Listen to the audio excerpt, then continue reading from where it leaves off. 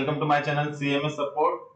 आज हम लोग स्टार्ट कर रहे हैं सीएमए फाउंडेशन का लेक्चर नंबर 2 फाइनेंशियल अकाउंटिंग का जो न्यू सिलेबस है उसमें चैप्टर नंबर 2 स्टार्ट कर रहे हैं। चैप्टर नंबर 1 मैंने ऑलरेडी अपलोड कर दिया था बहुत टाइम पहले, तो मैं उसका लिंक इस वीडियो के डिस्क्रिप्शन में दे दूंगा, फर्स्ट वीडियो का लिंक।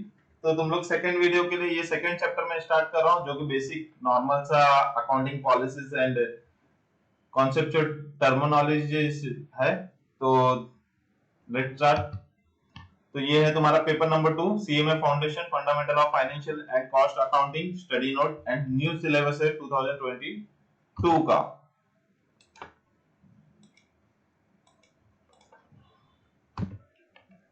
तो सेकंड चैप्टर में आते हैं हम लोग accounting principles and concept and conventions. तो अकाउंटिंग कॉन्सेप्ट्स पहले पढ़ते हैं कि अकाउंटिंग कॉन्सेप्ट होता क्या है। तुम्हारी अकाउंटिंग को फॉलो करने के लिए अकाउंटिंग प्रॉपर होना चाहिए। प्रॉपर मींस इक्वलिटी होना चाहिए। इक्वलिटी मींस तुम लोग जो अकाउंटिंग कर रहे हो, तुम्हारे तुम जहां पर जॉब करने जाओगे जो वहां पर अकाउंटिंग होता है ना, किसी कंपनी का अकाउंटिंग होता है या तो फॉरेन में अकाउंटिंग होता है। एनी अकाउंटिंग, सबका अकाउंटिंग सेम रहना चाहिए, इक्वलिटी रहना चाहिए। इसके लिए कुछ अकाउंटिंग प्रिंसिपल्स है, कुछ अकाउंटिंग कॉन्सेप्ट्स है, कुछ अकाउंटिंग कन्वेंशंस है। ये तीनों इसीलिए फॉलो होते हैं कि ताकि इसका इक्वलिटी रहे, मींस हर कोई अलग अलग ना करे इसके लिए। तो अकाउंटिंग कॉन्सेप्ट में सबसे पहला कॉन्सेप्ट आता है बिजनेस एंटिटी कॉन्सेप्ट। तो बिजनेस एंटिटी कॉन्सेप्ट एक्चुअल में होता क्या है, तो मेरे जो लास्ट वीडियो में मैंने तुमको आलिया भट्ट का एग्जांपल दिया था। आलिया भट्ट को बिजनेस ओपन करना है, आलिया भट्ट को बिजनेस ओपन करना है, ब्यूटी पार्लर उसको ओपन करना था। तो ये केस में आलिया भट्ट एंड उसका बिजनेस जो ब्यूटी पार्लर है, Alia ABP, Alia Bhatt beauty parlour, Alia beauty parlour. तो Alia Bhatt and Alia beauty parlour both are the different things. ये कौन बताता है हमको? बिजनेस एंटिटी कॉन्सेप्ट बताता है।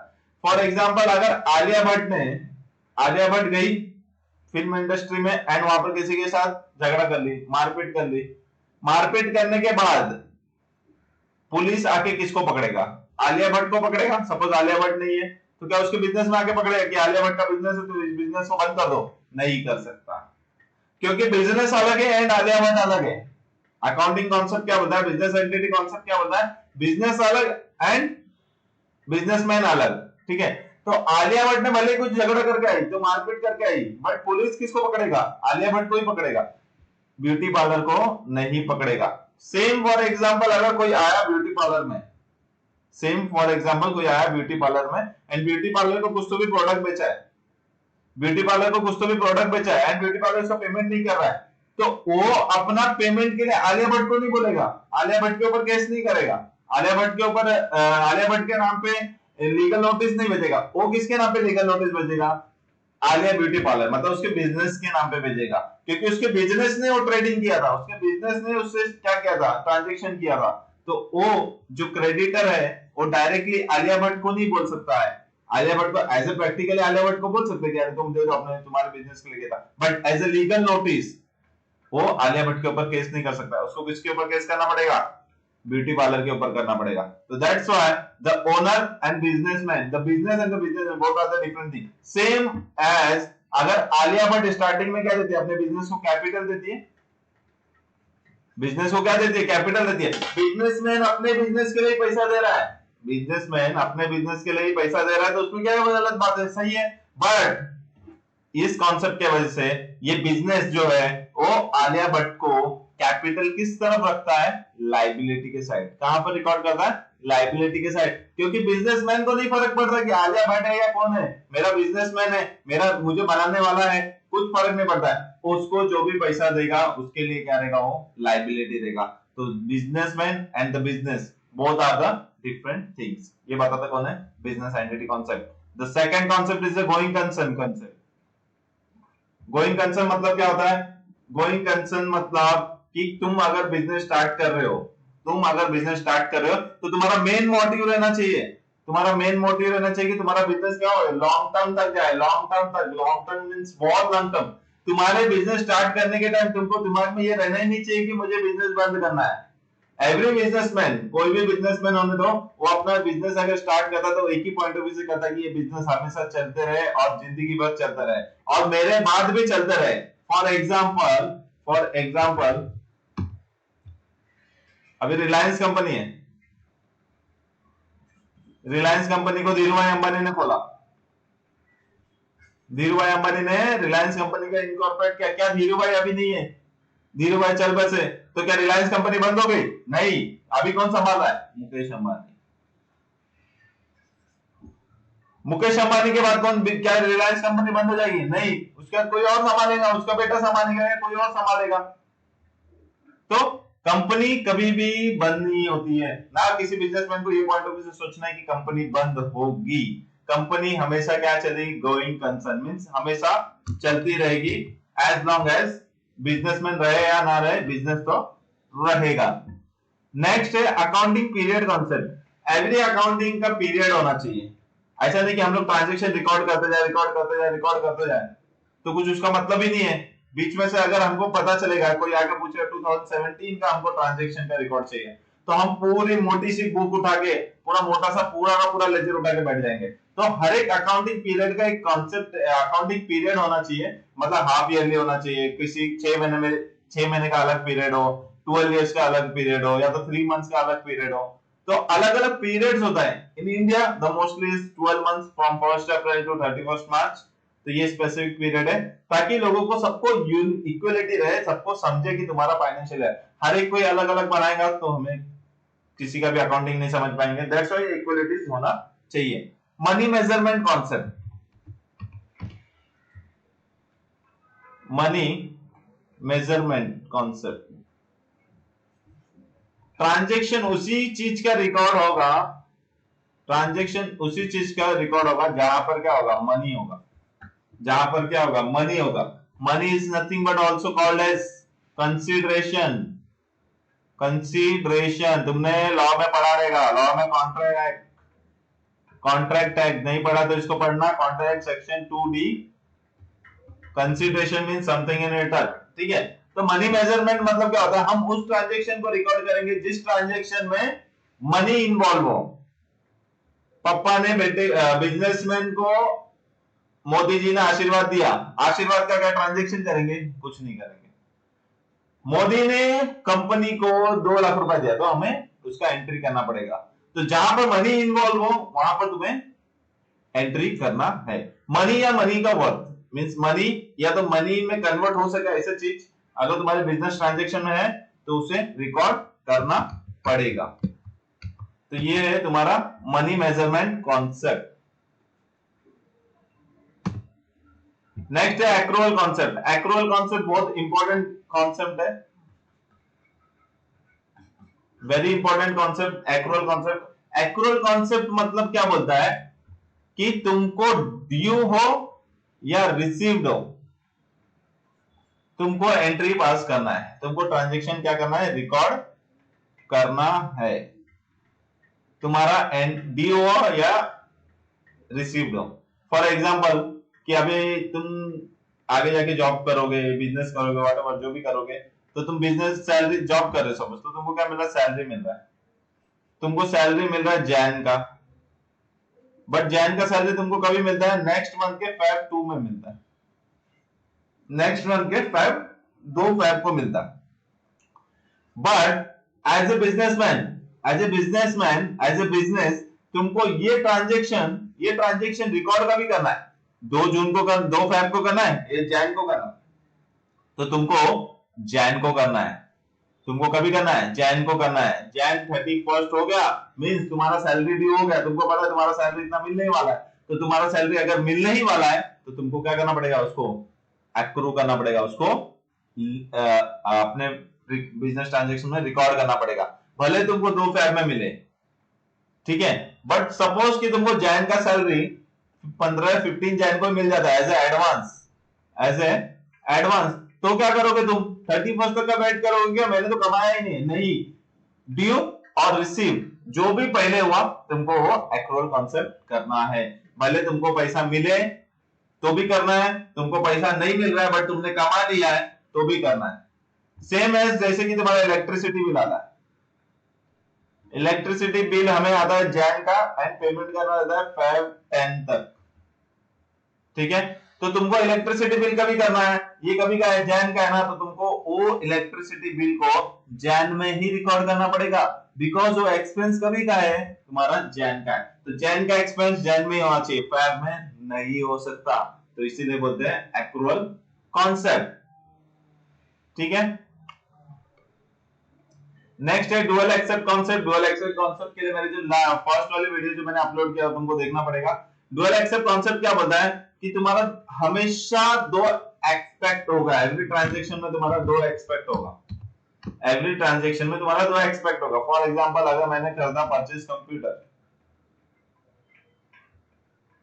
ऑन 10,000, तो इसमें दो एक्सेप्ट क्या है, एक तो मेरे पास क्या हो रहा है, कंप्यूटर आ रहा है, कंप्यूटर मेरे पास आया, प्लस मेरा क्या गया, कंप्यूटर प्लस हो गया ना, आया गया मेरे पास, प्लस मेरा क्या आ रहा है, कैश माइनस हो रहा है। तो हर चीज में दो कॉन्सेप्ट होगा, ठीक है। फॉर एग्जाम्पल तुमने क्या कर दिया, रेंट पे किया, रेंट पेड, तो ये केस में तुम्हारा क्या हो रहा है, तुम्हारा रेंट क्या हो रहा है, रेंट पेड हो रहा है, मतलब तुम्हारे लिए एक्सपेंस हो रहा है, तो ये तो तुम्हारा एक्सपेक्ट हो गया, प्लस तुम्हारा क्या जा रहा है, कैश जा रहा है, तो ये हो गया तुम्हारा सेकंड एक्सपेंस। तो every transaction has at least to expect, हमेशा दो एक्सपेक्ट होगा ही, तो इसीलिए इसको बोलते हैं डुअल एक्सेप्ट कॉन्सेप्ट, ठीक है। मैचिंग कॉन्सेप्ट मतलब क्या होता है, मैचिंग कॉन्सेप्ट मतलब हर एक ट्रांजेक्शन का दूसरे के साथ मैचिंग होता है, हर एक ट्रांजेक्शन का दूसरे के साथ मैचिंग होता है। फॉर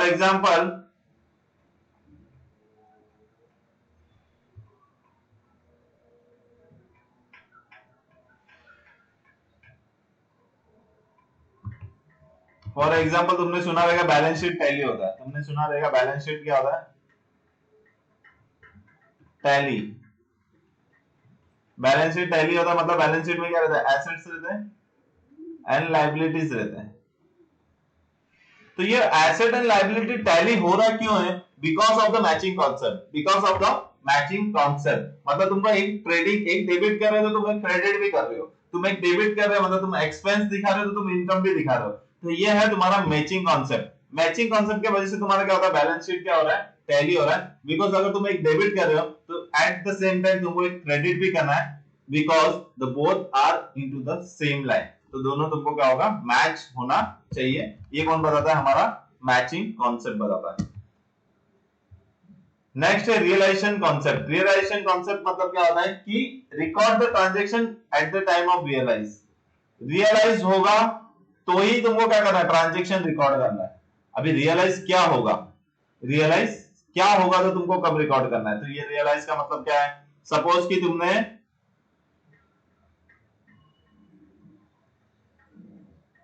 तुमको अभी तुम्हारा बिजनेस है Alia beauty parlour, Alia beauty parlour है, बिजनेस है आलिया भट्ट का। आलिया ब्यूटी पार्लर को अभी कुछ कॉस्मेटिक चाहिए थे, तो उसने ऑर्डर किया, क्या किया, ऑर्डर किया।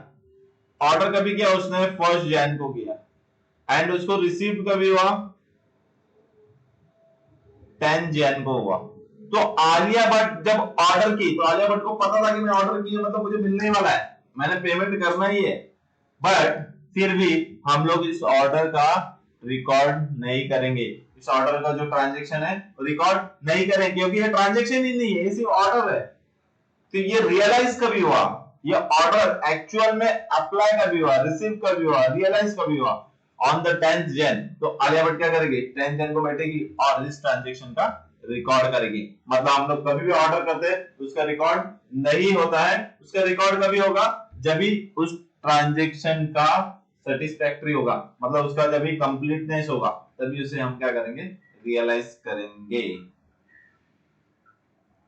Cost concept,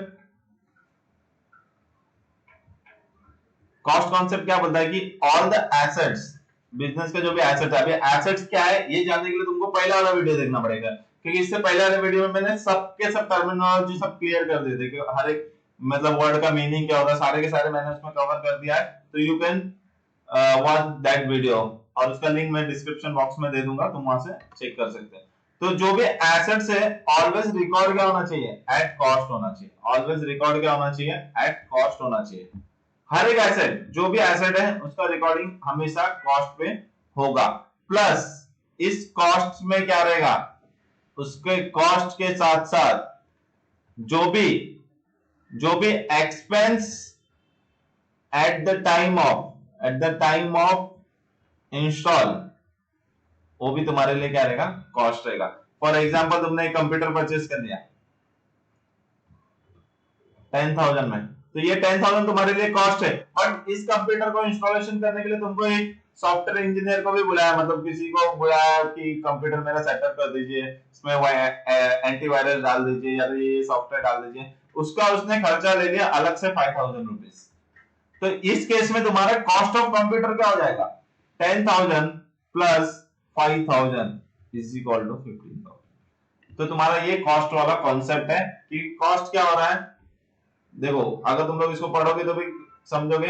the cost accounting cost concept state that the all the assets are the recording in the books of account their purchase price which include the cost of acquisition, transportation and installation and not in the market price। उसका market में क्या price चल रहा है उससे कुछ लेना देना नहीं है। अभी इस कंप्यूटर का मार्केट में चल रहा है प्राइस 25,000, बट हमको मिला कितने में, 10,000 में, तो हम 10,000 का ही रिकॉर्ड करेंगे। प्लस उसके ऊपर जो भी इंस्टॉलेशन एंड लाने के लिए जो भी ट्रांसपोर्टेशन कॉस्ट रहेगा वो भी ऐड कर देंगे। ठीक है, तो इसे बोलेंगे cost concept. Now accounting conventions. Accounting conventions क्या है कि accounting convention is based on the principle. ठीक है, तो उसमें सबसे पहला दिया है अकाउंटिंग कंजर्वेटिज्म। अकाउंटिंग कंजर्वेटिज्म मतलब क्या होता है कि हमें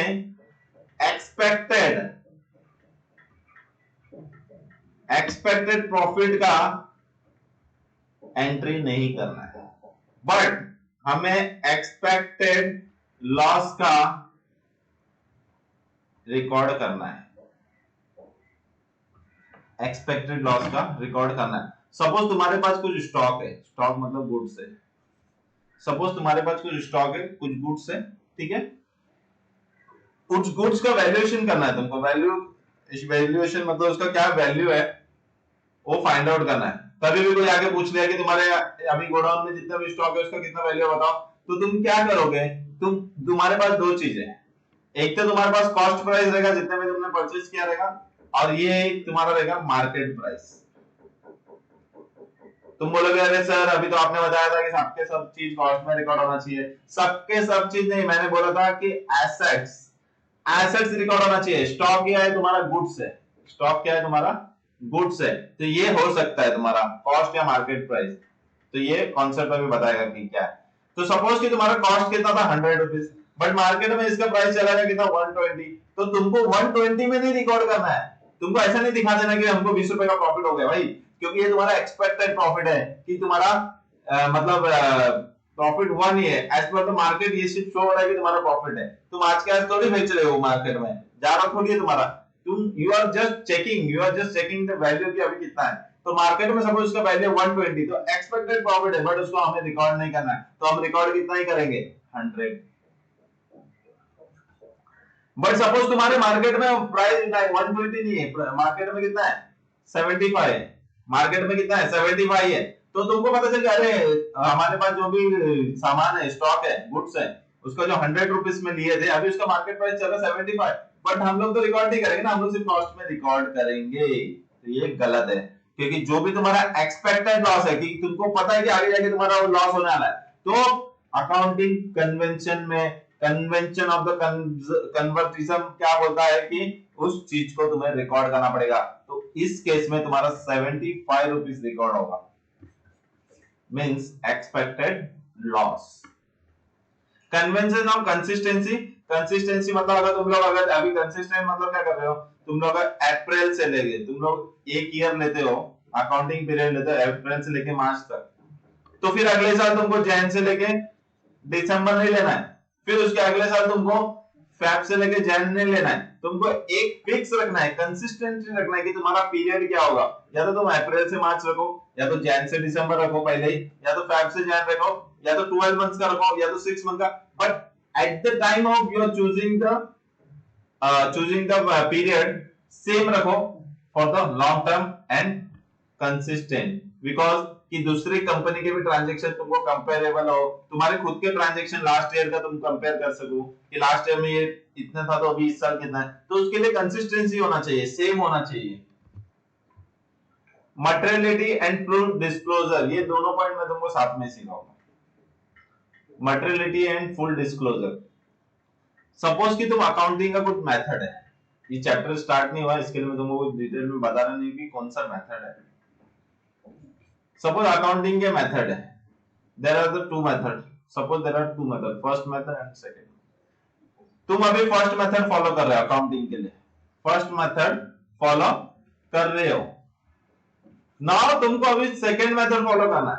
नाउ क्या करना है तुमको, अभी सेकंड मेथड फॉलो करना है। तो तुम डायरेक्टली सेकंड मेथड नहीं फॉलो कर सकते हो, तुमको सबसे पहले ये मेथड चेंज करने की वजह से जो भी मटेरियल इफेक्ट हो रहा है, जो भी मटेरियल इफेक्ट मतलब minor changes also, minor changes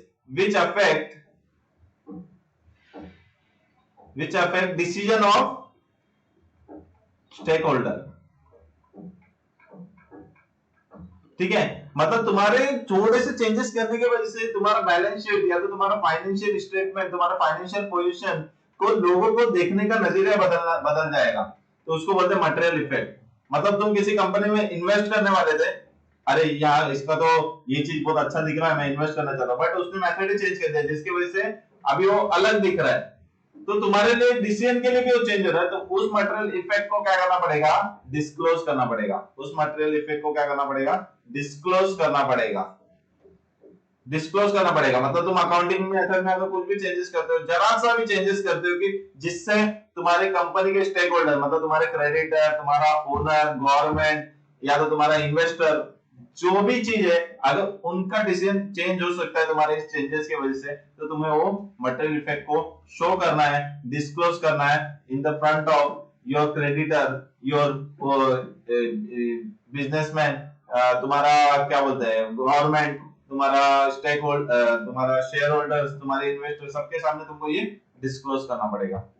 तो ये था तुम्हारा convention of the full disclosure and the materiality. तो आई होप तुमको ये कॉन्सेप्ट क्लियर होगा। मेरे सीएमए इंटर का वीडियोस डालता हूं, मैंने स्टार्ट किया अभी सीएमए फाउंडेशन के वीडियो डालने के। ये सब थियरी कॉन्सेप्ट है, हम लोग प्रैक्टिकल्स में बहुत जल्दी आएंगे। So thank you for watching, अपने फ्रेंड्स को शेयर कीजिए, एंड कुछ डाउट रहेगा, कुछ भी डाउट रहेगा तो कमेंट बॉक्स में कीजिए, या तो डिस्क्रिप्शन बॉक्स में मेरा इंफॉर्मेशन दिया, मेरे इंस्टाग्राम, मेरे टेलीग्राम के बारे में, you can directly ask to me. Thank you for watching, bye bye, take care.